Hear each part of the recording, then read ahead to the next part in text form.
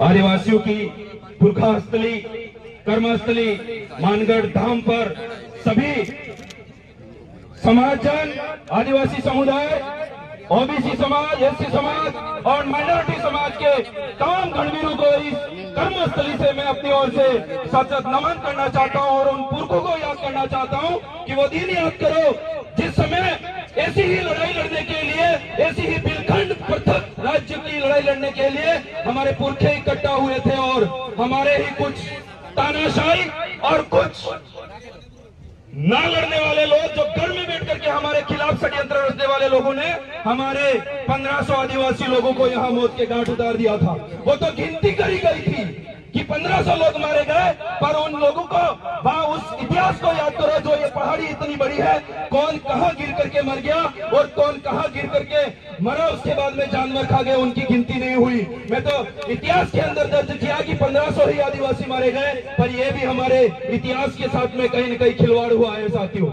आज उसी तादाद में इस मानगढ़ पहाड़ी पर इकट्ठे हुए तमाम गणवीरों को मैं एक ही बात कहना चाहूंगा, तमाम युवाओं को एक ही बात कहना चाहूंगा, ज्यादा नहीं बोल करके, कि एक व्यक्ति था हमारे समाज के अंदर जो जन्म लेकर, आदिवासी समाज के अंदर जन्म लेकर धीरे धीरे बड़ा होता है और कहीं 20-22 साल के अंदर वो अपने हक अधिकारों की लड़ाई लड़ने वाला होता है।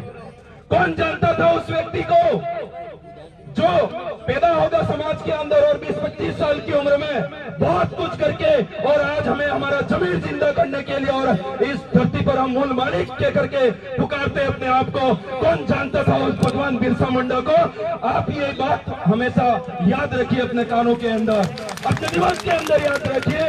और मैं कहना चाहता हूँ, कौन जानता था उस व्यक्ति को जो तानाशाही और सामंतवादी लोगों से लूट करके, गरीबों में बांट करके हमें हमारा भरण पोषण करता था? कौन जानता था उस व्यक्ति को?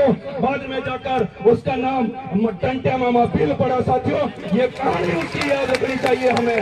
और ज्यादा नहीं कह करके ये यूसीसी के बिल के खिलाफ में जो हमारा इतना बड़ा आंदोलन हुआ है, मैं पूछना चाहता हूँ आप साथियों से, कई सारी विचारधारा, कई सारी पार्टियों से लोग आए हुए होंगे, पर आज के बाद में प्रण लेकर के जाना और तर्क शक्ति को, अपनी मजबूती को खोलना और तर्क करना कि ये लोग एक तरफ हमारी पूजा भील जैसी बच्ची को, कार्तिक भील जैसे भाई को और हमारे निमेश खाट जैसे भाई को मार करके उसका कोई न्याय नहीं करती है, हमारी बात नहीं सुनती है, तो क्या आप सत्ता में बैठी सरकार, राज्य में बैठी हो या फिर केंद्र में बैठी सरकार हो, क्या उसका यूसीसी बिल आप समर्थन करोगे या चाहोगे? क्या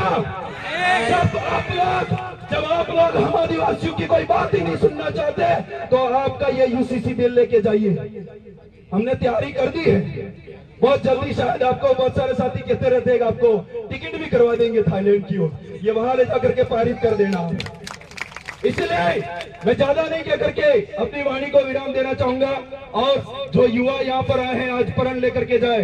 कौन जानता था उस व्यक्ति को जो अपने आदिवासी समाज के अंदर पैदा होकर के अपनी पढ़ाई लिखाई करेगा और उसके बाद 3rd ग्रेड का टीचर बन करके कभी स्कूल के अंदर अपने बच्चों के सामने देख करके उसके मन में एक जिज्ञासा जगी कि मुझे मेरे समाज के लिए कुछ करना चाहिए। कौन जानता था उस व्यक्ति को जो जाकर के कौन जानता था उस व्यक्ति को जो बाद में जाकर के पूरे भारत ही नहीं पूरे विश्व का विश्व गुरु बन करके दिखाया उस भंवरलाल जी परमार को? कौन जानता था? एक बार तालियां इसलिए धन्यवाद।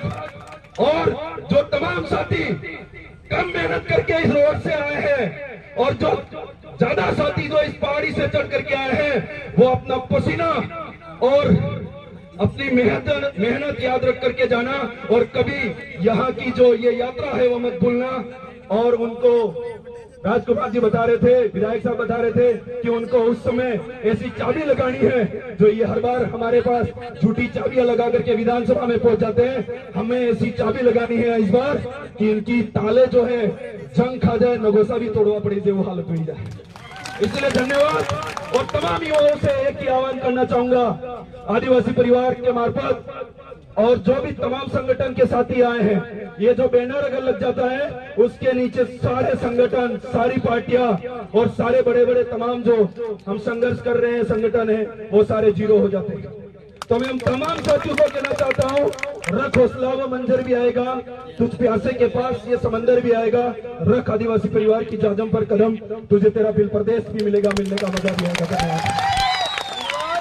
इसी के साथ में रतलाम से मिलेश भाई खराड़ी।